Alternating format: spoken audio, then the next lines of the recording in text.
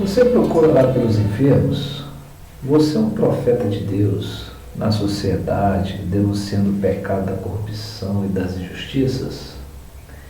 E como profeta, procura repudiar as obras da carne no âmbito da igreja em relação à imoralidade sexual, às impurezas, à libertinagem, o ódio, o egoísmo, as orgias e todas aquelas demais coisas citadas no capítulo 5 da carta de Paulo aos Gálatas?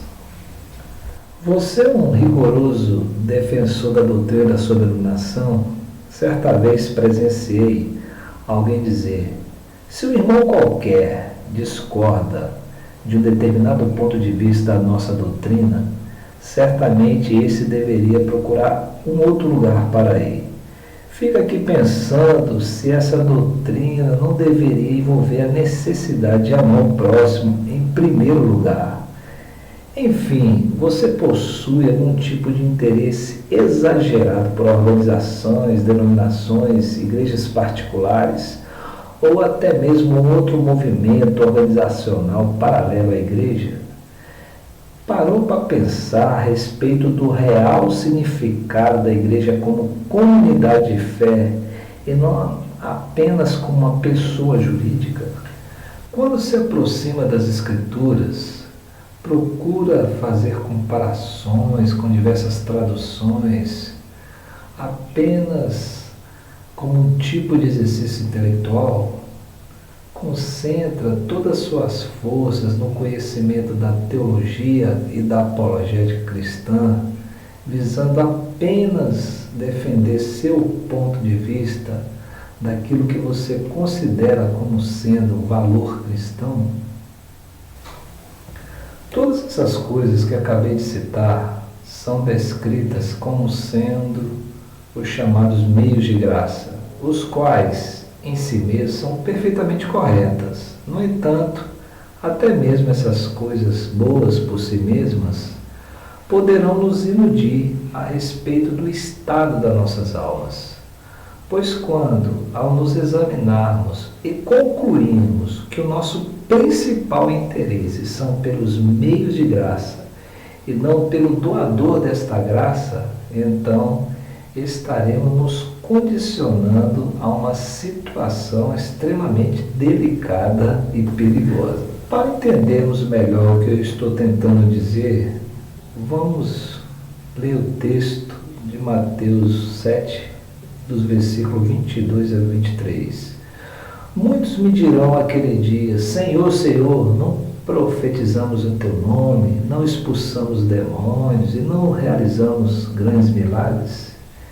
Então diz o Senhor: eu lhes direi claramente, nunca vos conheci. Afasta-se de mim, vocês que praticam o mal. Eis a grande questão: serão os sinais ou os meios da graça que nos identificam como verdadeiros discípulos de Cristo?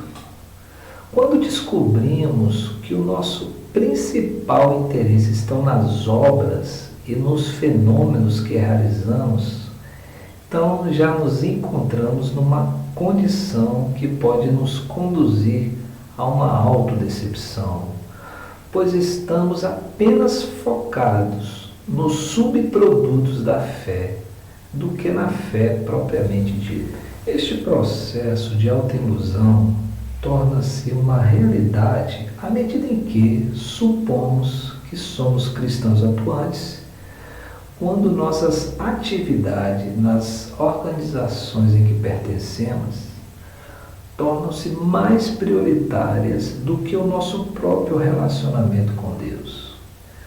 Quando o nosso esforço intelectual do conhecimento teológico é mais intenso do que pela ideia de santidade e pela necessidade da busca por um vivido e autêntico conhecimento de Deus. Estes sinais da autoilusão e do autoengano ocorrem toda vez que achamos que podemos nos curar facilmente todas as vezes que pecamos, com apenas um simples salto intelectual da doutrina da graça, sem nenhum arrependimento, sem busca interior por libertação, sem nenhum tipo de caminho individual ou penitencial que possa nos constranger a caminhar em direção à cruz. A minha oração é que Deus nos livre do perigo de permitirmos que os meios de graça ocultem nossos olhos da cruz, que possamos descobrir nós mesmos essa tendência pelo interesse de nos deixarmos absorver pelos meios da graça ou pelos fenômenos espirituais, ao invés de nos deixarmos absorver pela nossa relação prioritária com o Senhor. Até a próxima, e que este processo de autoilusão seja banido de uma vez por todas da nossa vida com Deus.